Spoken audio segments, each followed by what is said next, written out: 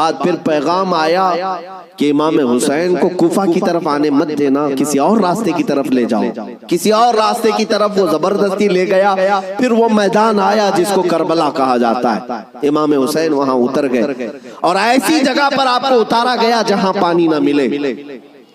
دریا کے اوپر سارے یزیدی فوج کا قبضہ۔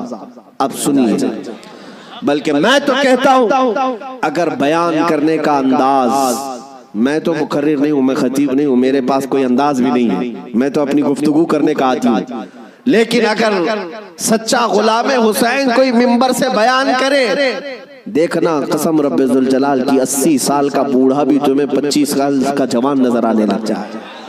اس کا جذبہ جوان نظر آئے گا۔ مولا حسین کے واقعات سننے کے بعد میں آپ کو بتاتا ہوں، سیدنا امام علی مقام مکہ سے نکل کر کے کوفہ جا رہے تھے۔ بہتوں نے منع کیا آپ کو، لیکن آپ کے سامنے کوفہ کے خطوط موجود تھے، اتمام حجت کے لیے آپ تشریف لے جا رہے تھے۔ بیچ راستے میں کوفہ کا گورنر عبیداللہ ابن زیاد، حر بن یزید، یہ نام یاد رکھیں، حر بن یزید الریاحی کو 1000 کا لشکر دے کر بھیجا کہ حسین کا راستہ روک لو اور انہیں کوفہ کی طرف آنے نہ دو، دائیں بائیں ادھر ادھر چلاتے رہے۔ حر بن یزید کوفہ پہنچنے سے کافی پہلے ہی مولا حسین کا راستہ روک لی۔ توجہ چاہتا ہوں، حر بن یزید کس کی طرف سے آیا؟ وہ سپہ سالار تھا، یزیدی فوج کی طرف سے آیا، 1000 کا لشکر لے کر آیا۔ لیکن جب وہ آیا مولا حسین کے پاس، راستہ روک لیا اور کہا ہم آپ کو کوفہ جانے نہیں دیں گے، آپ بغاوت کر رہے ہیں وقت کے خلیفہ امیر المومنین یزید سے۔ ان کے ذوم باطل میں یہی تھا، اور اس کے بعد وہ راستہ روکے اتنی دور تک چلتا رہا، کبھی دائیں کبھی بائیں۔ امام حسین ایک جگہ پر جب پڑاؤ کرتے ہیں، ظہر کا وقت ہے، اذان ہوئی، نماز کے لیے جماعت قائم ہو رہی ہے، امام حسین نے اس حر بن یزید سے پوچھا جو 1000 لشکر کا سپہ سالار تھا، کہا ہم نماز پڑھنے جا رہے ہیں، ہم اپنی نماز پڑھ لیں، کیا تمہاری جماعت الگ ہوگی ہماری جماعت الگ ہوگی؟ حر بن یزید نے کہا نہیں، امام آپ ہی ہوں گے، ہم مقتدی ہوں گے، اقتداء ہم کریں گے۔ امام حسین مصلی پر ہیں، راستہ روکنے کے لیے جو آیا ہے یزید کا سپہ سالار، وہ اقتداء کر رہا ہے، 1000 لشکریوں کے ساتھ اقتداء کر رہا ہے، ظہر میں بھی، عصر میں بھی، مغرب میں بھی، عشاء میں بھی، کنٹینیو جو نمازیں ہوتی ہیں نماز امام حسین ہی پڑھاتے ہیں، اور راستہ روکنے کے لیے آیا ہوا یزید کا سپہ سالار اقتداء کر رہا ہے۔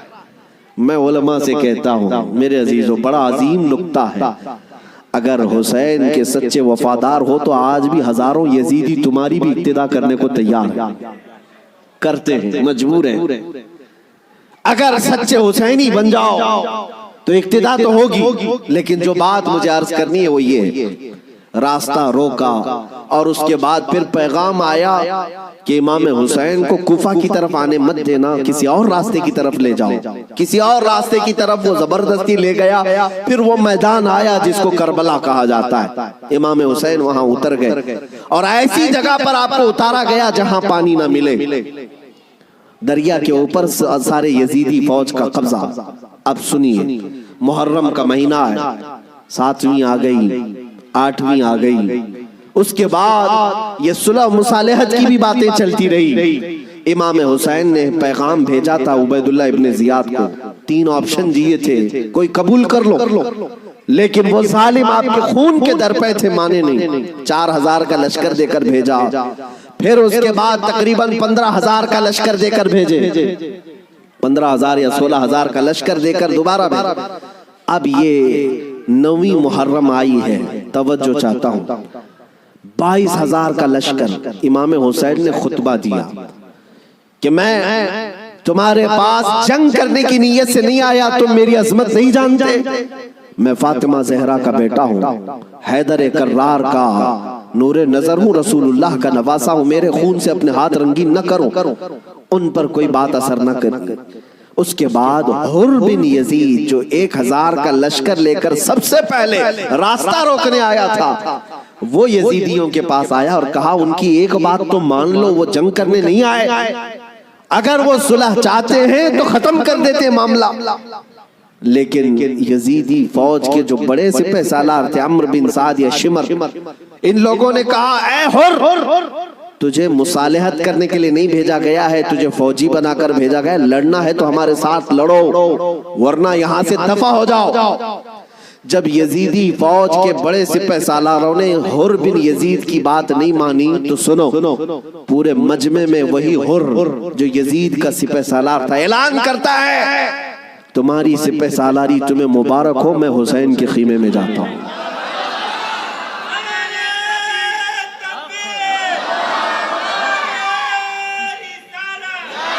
توجہ، حر بن یزید نے کہا مجھے اب نظر آ رہا ہے کہ حق اور حقانیت حسین کے خیمے کی طرف ہے، مجھے جانے دیں۔ ان لوگوں نے کہا تم جا سکتے ہو۔ حر بن یزید کو پتا تھا حسین کے ساتھ جانے کا کیا انجام ہو سکتا ہے، 22,000 کا لشکر جرار ہے اور ادھر صرف 80-82 لوگ ہیں۔ ایسے وقت میں ایک چھوٹی جماعت کا ساتھ کون دے سکتا ہے جہاں بھاری بھرکم لشکر سامنے موجود ہو؟ میرے عزیزوں، ایک چھوٹی جماعت کا ساتھ صرف وہی دے سکتا ہے جس کے سینے کو مولا ہدایت کے لیے کھول دیتا ہے۔ میں نے دیکھا ہے مصیبتوں کے وقت کون ہمارے ساتھ کھڑا ہوتا ہے۔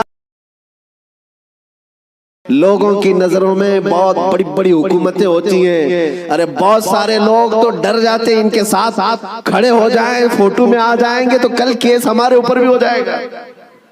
میرے عزیزوں، میں اپنی بات نہیں کرتا، لیکن ایک بات ضرور ہے، حق جماعت اگر اقلیت میں بھی کیوں نہ ہو، اللہ کی مدد آج یا کل اسی کے ساتھ ہوگی۔ اگرچہ آج وہ مظلوم نظر آئے لیکن اللہ تعالیٰ غالب فرمائے گا۔ حسین اعظم کے پاس حر بن یزید آ گئے۔ جس بات کی طرف میں تمہیں لے جا رہا ہوں اس کے لیے اتنا لمبا واقعہ بیان کرنا پڑا، جو اصل لب لباب ہے، جو خلاصہ ہے اس واقعے کا، وہ ابھی عنقریب بیان کرتا ہوں۔ نوجوانوں توجہ سے سنو، توجہ۔ حسین ابن علی رضی اللہ تعالیٰ عنہ کے پاس آ گیا حر بن یزید، قدموں میں گرا، کہا مولا مجھے معاف فرما لے، میں نے راستہ روکا آپ کا، میں آپ کو مجبور کیا اس میدان میں آنے کے لیے، لیکن میں آپ کے ساتھ اب اس وقت تک رہوں گا جب تک میری آخری سانس نہ آ جائے، میں آپ کی حمایت میں لڑوں گا۔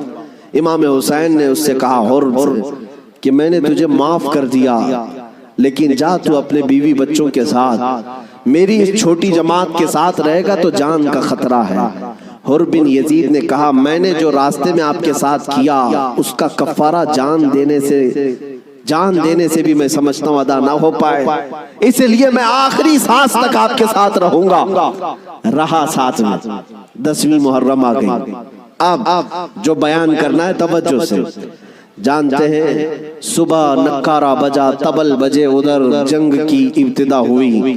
یزیدیوں کی طرف سے عمرو بن سعد نے پہلا تیر چلایا اور اعلان کیا کہ ہم حسین ابن علی کے ساتھ جنگ شروع کر چکے ہیں۔ جنگ جب شروع ہو گئی، امام حسین رضی اللہ تعالیٰ عنہ کے اہل بیت کو کسی نے اترنے نہیں دیا، جو آپ کے ساتھی تھے، جو آپ کے ساتھ آئے ہوئے تھے، جو اہل بیت سے نہیں تھے۔ 5 صحابی رسول بھی ہیں مولا حسین کے ساتھ، صحابی رسول بھی تھے، وہ جب تک ساتھی رہے خاندان حسین سے ایک کو بھی میدان میں آنے نہیں دیا۔ اور جانتے ہیں اس میدان کربلا میں پہلے اترنے والا کون تھا؟ وہی حر بن یزید، اور کس کی جانب سے؟ امام حسین کی طرف سے۔ ایک بات مولا قدیر و جبار کی تمہیں سمجھنا پڑے گا، اگر وہ ہدایت دینے پر آئے تو کفر کی طاغوتی طاقتوں میں سے بھی کسی کو ہدایت دے کر کے اس کو پاسبان اسلام بنا سکتا ہے، اور کبھی گمراہ کرنے پر آئے تو کعبہ کے قریب رہ کر کے بھی کوئی گمراہ ہو سکتا ہے۔ ہاں، یہ بات سمجھ کر کے چلو، جب مولا تعالیٰ ہدایت دیتا ہے، ہم نے یہاں پر بھی دیکھا ہے کہ بابری مسجد کو شہید کرنے والے آتنکی بہت سارے تھے، لیکن ہم نے برسوں بعد ایک شخص کا نام سنا تھا کہ وہ دائرہ اسلام میں آیا اور نمازی بھی بنا، پابند بھی بنا، داڑھی بھی رکھا بلکہ تبلیغ اسلام بھی کرتا رہا، تبلیغ اسلام بھی کرتا رہا، اور وہ یہ کہتا رہا ایک زمانہ وہ تھا جب میں ہتھوڑا لے کر کے گنبد کو توڑ رہا تھا، لیکن آج ایک زمانہ یہ ہے کہ میری پیشانی ہر جگہ سجدہ الہی کے لیے جھک جایا کرتی۔ مولا جس کو جہاں سے چاہے ہدایت عطا فرمائے۔ حر بن یزید امام حسین کی طرف سے پہلے میدان میں اترنے والے۔ اب میں آتا ہوں اسی بات پر جس کے لیے میں اتنا لمبا واقعہ آپ کو سنایا۔ مقابلہ دو بدو تھا، ایک کے بعد دیگرے مقابلہ تھا۔ حر بن یزید جب گھوڑے پر سوار ہو کر مقابلے کے لیے آیا تو یزیدیوں کی طرف سے پہلوان آتے رہے، سپاہی آتے رہے، مقابلہ کرتے رہے۔ یہ تنہا حر بن یزید کا مقابلہ صبح سے لے کر کے دوپہر تک چلتا رہا۔ باقی بہت سارے مقابلے ہوئے، تھوڑی تھوڑی دیر کے بعد سب جام شہادت نوش کرتے رہے، یہ زوال کے بعد، لیکن حر بن یزید کا مقابلہ صبح سے چلتا رہا۔ اور میں نے جب تاریخ میں یہ بات پڑھی تو مجھے حیرت ہوئی کہ تنہا حر بن یزید اکیلے گھوڑے پر آیا اور یزیدیوں سے ایک کے بعد دیگرے لڑتا رہا۔ گھنٹوں کے مقابلے کے بعد جن لوگوں کو حر بن یزید نے مارا تھا ان کی لاشیں گنی گئی تو 120 لاشیں پڑی ہوئی تھی۔ یہی بات مجھے کرنا ہے، یہی بات مجھے کرنا ہے۔ تنہا ایک حسینی 120 کو مار گرا سکتا ہے کربلا کے میدان میں۔ تم صرف یہ سنتے ہو کہ حسین اعظم کے بچے شہید ہو گئے، لیکن حسینیوں نے جن کو کاٹا ہے وہ کیوں نہیں سنتے؟ وہ کم نہیں تھے، بہتوں کو فنا فی النار کیا۔ اب جو بات کہنی ہے وہ یہ ہے، حر بن یزید خاندان حسین سے نہیں ہے، اہل بیت سے نہیں ہے، انصار میں سے بھی نہیں ہے جو ساتھی وہاں سے آئے تھے، بلکہ ایک دن پہلے توبہ کر کے حسینی بنا تو دوسرے دن کی طاقت کا حال یہ ہے۔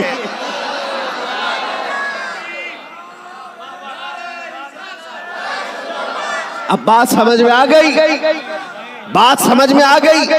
ایک دن کا حسینی 120 پر بھاری ہو سکتا ہے تو جو بچپن سے حسینی ہے وہ ہزاروں پر ضرور بھاری ہوگا، کیوں نہ بھاری ہوگا۔ اعلیٰ حضرت فاضل بریلوی رضی اللہ تعالیٰ عنہ نسبت قادریت پر فخر کرتے ہوئے کہتے ہیں، کیا دبے جس پہ حمایت کا ہو پنجہ تیرا، شیر کو خطرے میں لاتا نہیں کتا تیرا۔ عزیزان گرامی، نسبت قادریت پر جب اتنا فخر ہے تو نسبت حسینی پر کتنا فخر ہو۔ مولا حسین کی نسبت نے اچھے اچھوں کو جوان کر دیا، اور ان کے سگے بھتیجے امام قاسم نے، جانتے ہو عمر کیا تھی امام قاسم کی؟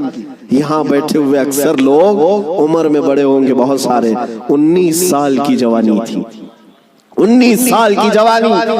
تاریخ نگاروں نے لکھا ہے امام قاسم جب گھوڑے پر بیٹھ کر کے آئے تھے تو یزیدی خیمے میں ایسی کھلبلی مچی، لوگ یہ کہتے تھے کہ قاسم بن حسن، امام حسن کے بڑے بیٹے امام قاسم، میں نے یہ بھی روایت پڑھی، امام قاسم جب گھوڑے پر صرف پہلو بدلتے تھے، پہلو بدلنے، گھوڑے پر ادھر سے ادھر اس طرح پہلو بدلنا، تو یزیدی خیمے کے لوگ کہتے ہیں جب قاسم بن حسن گھوڑے پر پہلو بدلتے تھے تو ایسا لگتا تھا کہ بجلی چمک رہی ہے، بجلی چمک رہی ہے۔ یہ خوف سینوں میں ہزاروں کے ہونے کے باوجود کس نے طاری کیا؟ میرے عزیزو، وہ رب ذوالجلال ہے، غالب حکمت والا، جس نے قرآن میں فرمایا وَلَا تَهِنُوا وَلَا تَحْزَنُوا وَأَنْتُمُ الْأَعْلَوْا إِن كُنتُم مُؤْمِنِينَ، تم گھبراؤ مت، پریشان مت ہو، مولا فرماتا تم ہی غالب رہو گے اگر تم سچے ایمان والے ہو، اگر تم میرے مصطفیٰ کریم صلی اللہ علیہ وسلم کے سچے غلام ہو۔ لوگ تو صرف کربلا کے میدان میں یہ دیکھتے ہیں کہ امام حسین کی شہادت ہو گئی، علی اصغر کی شہادت ہو گئی، علی اکبر کی شہادت ہو گئی، عباس علمبردار کی شہادت ہو گئی، یہ شہادتیں اپنی جگہ پر، لیکن اگر کمپیریزن میں میں اگر بتاؤں کس نے کتنوں کو مارا تھا، کس نے کتنوں کو زخمی کیا تھا، تو پھر تمہیں پتہ چلے گا کہ وہ کٹ کر کے بھی فتح یاب تھے، وہ شہید ہو کر کے بھی فتح یاب تھے، اس لیے کہ یزیدیوں کے پاس بولنے کے لیے منہ نہیں ہے، اگر کسی یزیدی کو پوچھے کہ تم کس کے ساتھ لڑنے کے لیے گئے تھے تو یہ کہیں گے 80 لوگوں کے ساتھ. کتنے لوگوں کے ساز و سامان کے ساتھ گئے تھے؟ کہیں گے 22,000 کے ساتھ. تو دنیا آج بھی ہنسے گی. 80 لوگوں سے لڑنے کے لیے 22,000 گئے تھے. کیا کیا لے کر گئے تھے؟ ہاتھی بھی تھے, گھوڑے بھی تھے, نیزے بھی تھے, تلواریں بھی تھی, بھالے بھی تھے, سب تھا. پھر اگر تم سے پوچھا جائے ساز و سامان کے ساتھ سہولتیں کیا تھی؟ یزیدی کہیں گے پورا پانی ہماری طرف تھا, دریائے فرات بھی ہماری طرف تھا, کھانا بھی ہماری طرف, پانی بھی ہماری طرف. پھر دنیا پوچھے گی ادھر کے خیمے میں حسین کتنی تیاری کے ساتھ آئے تھے؟ تو تمہیں منہ جھکا کر کہنا پڑے گا ان کے پاس صحیح قسم کے نیزے اور تلواریں بھی نہیں تھی, اور گھوڑے اور ہاتھی اور اونٹ بھی نہیں تھے. ان کے پاس تو 3 دن کی بھوک بھی تھی, پیاس بھی, اور اس کے علاوہ ان نوجوانوں کے پاس بھوک و پیاس کی شدت کے ساتھ ساتھ ساز و سامان جنگ بھی نہیں تھا. تب دنیا آج بھی کہے گی بھلا اس کو جنگ کہتے ہیں, بھلا اس کو مقابلہ کہتے ہیں. وہ حسینی اگر تمہارے ساتھ مقابلہ نہ بھی کرتے تب بھی قیامت تک حسین کی فتح کا پرچم لہرا رہا ہوتا. لیکن آج دنیا یہ دیکھ کر کے بھی کہتی ہے, چلو تخت و تاج کے مالک ہونے کو اگر آج دنیا یہ کہتی ہے, طاقت والے فتح یاب ہیں, حکومت والے فتح یاب ہیں, تخت والے فتح یاب ہیں. توجہ سے یہ بات میں آج ذمہ داری کے ساتھ کہہ رہا ہوں, کل کو اگر مجھے کوئی پھانسی پر چڑھائے, کل کو اگر مجھے کوئی گولی مارے, تو یہ بات میری یاد رکھنا میرے عزیزو, ظالموں کی حکومت زیادہ دیر تک نہیں چلتی. یزید کا تخت بھی تھا, تاج بھی تھا, حکومت بھی تھی, فوجی بھی تھے, سپاہی بھی تھے, لیکن آج جاؤ اس یزید کے تخت کو ڈھونڈنے کے لیے, محل کو ڈھونڈنے کے لیے. دمشق آج بھی موجود ہے, ملک شام آج بھی موجود ہے. دمشق اگر جا کر کے لوگوں سے پوچھو گے وہ تخت کہاں ہے جہاں سے حکومت کی جاتی تھی, یہاں سے بیٹھ کر کے کربلا کے ریگزاروں میں خون بہایا جا رہا تھا, یزید کہاں ہے, تخت کہاں ہے؟ وہاں دمشق کے رہنے والے شاید تمہارا ہاتھ پکڑ کر کے لے جائیں گے ایسی جگہ پر جہاں پورے دمشق کا کچرا پھینکا جاتا ہے, جہاں پورے دمشق کی گندگی ڈالی جاتی ہے, اور لوگ کہیں گے یہیں پر یزید کو دفن کیا گیا تھا. تم ناک پکڑ کر کے بھاگ آؤ گے, وہاں پر کھڑے نہ ہو سکو گے جہاں یزید کو دفن کیا گیا تھا. تاج بھی نہیں, تخت بھی نہیں, فوج بھی نہیں, اور ذریت اولاد بھی نہیں. اور پھر آؤ کربلا کے میدان میں, پھر آؤ عراق کی سرزمین پر, یہاں کسی سے جا کر پوچھنا, سنا ہے 1400 سال پہلے یہاں ایک جنگ ہوئی تھی, کربلا کا میدان تھا, رسول کے نواسے خاندان اہل بیت کے ٹکڑے کر دیے گئے تھے, انہیں جام شہادت پوش کرنا پڑا تھا. وہ میدان کہاں ہے میرے عزیزو؟ کربلا کا کوئی بھی آدمی تمہارا ہاتھ پکڑ کر لے جائے گا اور کہے گا اے عزیز یہاں وہ میدان نہیں ہے, یہاں کوئی ویرانگی اور صحرا نہیں ہے, اور تمہیں لے جاتے ہیں اور لے جا کر کے ایسی جگہ کھڑا کرے گا جہاں سے تمہاری نظر اٹھے گی تو سونے سے قلعی کیا ہوا لہراتا ہوا پرچم حسین تمہیں آج بھی اس بات کا اعلان کرے گا, شاہ اسد حسین, بادشاہ اسد حسین.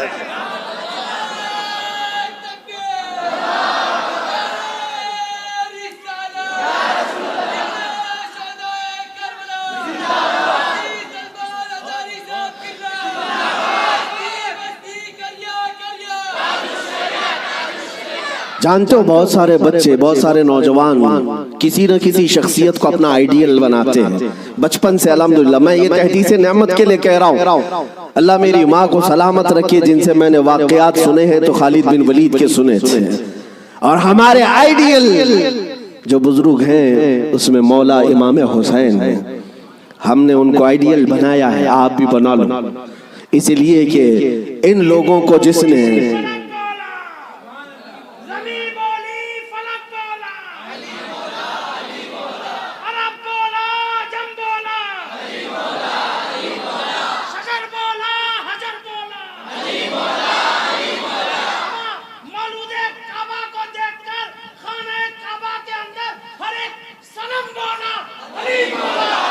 علی مولا.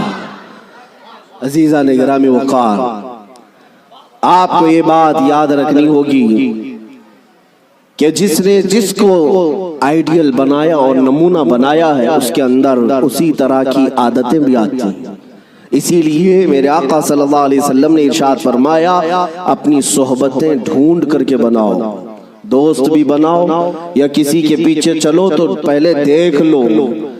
یہ آج میں بچوں سے کہتا ہوں، تم گلیمر کی دنیا میں جن لوگوں کے پیچھے بھاگتے ہو، سمجھتے ہو کہ یہ ایکٹر سٹار ہے، اس کے پیچھے بھاگنا ایک فیشن ہے، بھاگتے رہو گے ایسے گڑھے میں گر جاؤ گے جہاں سے نکلنا ہی مشکل ہے. ہم نے دیکھا ہے ان دنیاوی مکاروں اور عیاروں کے پیچھے بھاگنے والے نوجوان کبھی سکھ سے نہ رہ سکے. اور ان کی حیثیت کیا ہے؟ فلموں میں آ کر کے تھرک کر کے ناچ کر کے مجرے دکھا کر کے اگر لوگ یہ سمجھتے ہیں کہ یہ بہت بڑے سٹار ہیں، میرے عزیزو ذرا حسن بکھرنے تو دو، بڑھاپا آنے تو دو، اور جب پھر جھریاں پڑ جائیں، کمر ٹیڑھی ہو جائیں، تو پھر ہم دیکھتے ہیں کتنے فین ہیں تمہارے. لیکن مجھے یقین ہے مولا حسین کا غلام 80 سال کا بھی ہو جائے تو اس کے فین کی کمی نہیں ہوتی، اس کے فینز کم نہیں ہوتے. اور ہم نے اپنی زندگی میں حضور تاج الشریعہ کو دیکھا. میرے عزیزوں، دیکھا ہے آپ حضرات نے، حضرت کی عمر تقریباً 70 کے اوپر تھی، 74 سال کی عمر میں، اور بال پورے سفید ہیں. 2 لوگ پکڑ کر کے چلاتے ہیں، لیکن ہم نے دیکھا ہے جس طرف سے گزر جائے لاکھوں صرف ایک جھلک دیکھنے کے لیے بے قرار. ان نوجوانوں سے پوچھو، دنیا تو فلم سٹاروں کے پیچھے بھاگتی ہے اور تم 70 سال کے اوپر اس بزرگ کو دیکھنے کے لیے بےتاب ہو، بے قرار ہو. اور حد تو یہ ہے میرے عزیزوں، نہ ان کے آنے کا کوئی پرچار، نہ سوشل میڈیا کا زمانہ، نہ فیس بک، واٹس ایپ اور انسٹاگرام میں ہے ان کے آنے کی جانے کی خبریں، نہ ان کے جلسوں کی خبریں ہیں. لیکن پھر بھی آپ نے دیکھا کہ پورا زمانہ ٹوٹ پڑتا تھا. وہ جب جہاں گئے، یہی کی بات نہیں ہے، میں حضرت کے ساتھ مصر میں بھی دیکھا، اور حج میں نے الحمدللہ پہلا حج حضرت کے ساتھ کیا. طواف کے بعد وہ سادے لباس میں اتر کر کے نیچے اپنی کار میں بیٹھنے کے لیے آ رہے ہیں، ویل چیئر پر ہے. لیکن ایسے لوگوں کو میں بھاگتے ہوئے دیکھا جو ہندوستانی بھی نہیں، پاکستانی بھی نہیں، بنگلہ دیشی بھی نہیں. ترکی کی عورتیں اور ترکی کے مرد آپ سے مصافحہ کرنے کے لیے، دیکھنے کے لیے بھاگتے ہوئے پیچھے تک آئے. میرے عزیزو، ترکی میں جمال کم نہیں، ترکی میں خوبصورتی کم نہیں. ہر آدمی گورا ہے، ہر آدمی خوبصورت ہے. اگر کوئی یہ سمجھتا ہو کہ حضور تاج الشریعہ کو لوگ اس لیے دیکھنے کے لیے آتے تھے کہ نہایت ہی رنگ کے آپ حسین و جمیل تھے، میرے عزیزو ترکیوں کے پاس حسن ہے، شامیوں کے پاس حسن ہے، مصریوں کے پاس حسن ہے، لیکن ان کو بھی ہم بے تاب و بے قرار دیکھا ہے. ہم نے دیکھا ہے اسی وقت میرے پڑھنے کا زمانہ تھا، ان ترکیوں سے میں نے پوچھا تھا، وہ صحیح طریقے سے عربی بھی نہیں جانتے اور صحیح طریقے سے انگلش بھی نہیں جانتے، لیکن ٹوٹی پوٹی جو بھی ان کو عربی آتی. ہم نے پوچھا ان کو جانتے ہو، ان کو جانتے ہو، ان کو ملنے کے لیے تم دوڑے آئے؟ کہا جانتے تو نہیں. فوٹو میں کبھی دیکھا؟ فوٹو تو ہوتا ہی نہیں. کہیں کوئی ویڈیو دیکھا؟ نہیں. پھر کیوں؟ کہتے ہم نے طواف میں بیٹھے بیٹھے دیکھا، ان کی طرف ہمارا دل کھینچا جا رہا تھا. میرے عزیزو، جو حسین اعظم کا غلام ہو، غوث پاک کا سچا غلام ہو، مولا کریم اس کے چہرے میں یہ کشش رکھتا ہے، چاہے وہ 80 سال کا ہو یا 90 سال کا ہو، وہ دنیا کو اپنی طرف کھینچ لیتا ہے، وہ کھینچ لیتا ہے.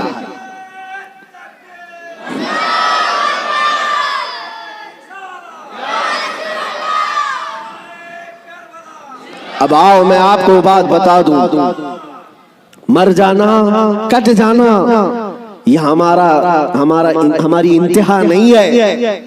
اگر کوئی یہ سمجھتا ہے کہ ہمیں پھانسی دے کر کے یہ ختم کر دے گا تو اس کی خام خیالی ہے. یہاں پر انگریزوں کا دور تھا، 100 سال تک یہ اتنا ظلم کرتے رہے. ہندوستان میں آج بھی وہ تاریخ رقم ہے، لیکن سب سے زیادہ انہوں نے اگر کسی پر ظلم کیا تو مسلمانوں پر ظلم کیا انگریزوں نے. اور ان کو بھی میں بتاؤں، آج پھر وہ دور ہمیں نظر آ رہا ہے ظلم کا، کسی ایک خاص کمیونٹی کو ٹارگٹ کرنا. انگریز ڈرتے تھے کس سے جانتے ہیں؟ جن لوگوں سے وہ ڈرتے تھے وہ کالا پانی کی سزا دیتے تھے۔ انڈمان نکوبار، جزیرہ انڈمان کو بھیجتے تھے، لیکن جزیرہ انڈمان نکوبار میں جو جیل ہے جہاں بھیجتے تھے، وہاں سب سے زیادہ اگر کسی کو انہوں نے بھیجا ہے تو وہ علماء اہل سنت کو بھیجا ہے۔ یعنی آج سے 100 سال پہلے بھی انگریزوں کے خیمے میں کھلبلی تھی تو علماء سے ہی تھی، حق بولنے والے علماء ربانیین، اور پھانسی پر چڑھایا ہے 30,000 علماء کو اہل سنت و جماعت کے۔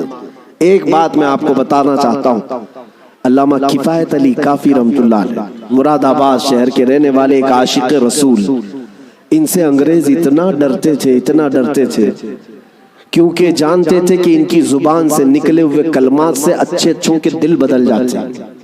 ان کو پتا ہے عالم ربانی، عالم حقانی کی زبان کو وہ توپ سے زیادہ اہمیت دیتے ہیں۔ کوئی توپ اور بندوق سے مارے اس سے زیادہ اہمیت ان کو ایک عالم ربانی کی زبان سے نکلے ہوئے حق جملے۔ اسی لیے کفایت علی کافی کو گرفتار کرنے کے لیے جانتے ہیں کتنے لوگ آئے تھے؟ انگریز فوج کے 3,000 لوگ آئے تھے ایک عالم کو گرفتار کرنے کے لیے۔ ہمیشہ دنیا کے ظلم نے یہ بتایا ہے کہ یہ بزدل ہوتے ہیں، ہمیشہ بتایا ہے انہوں نے کہ باطل خیموں میں اکثر مادہ ہوتے ہیں، ان میں شیر نر نہیں ہوتا۔ ایک اہل سنت و جماعت کے عالم ربانی کو گرفتار کرنے کے لیے 3,000 کی فوج آئی اور گرفتار کیا، اور انہیں گرفتار کر کے سزائیں کیا دی تھی جانتے ہیں؟ ان کے جسم پر گرم استری پھیری جاتی تھی، اور جب ان کی چمڑی جل جاتی تھی تو نمک چھڑکا جاتا تھا۔ یہ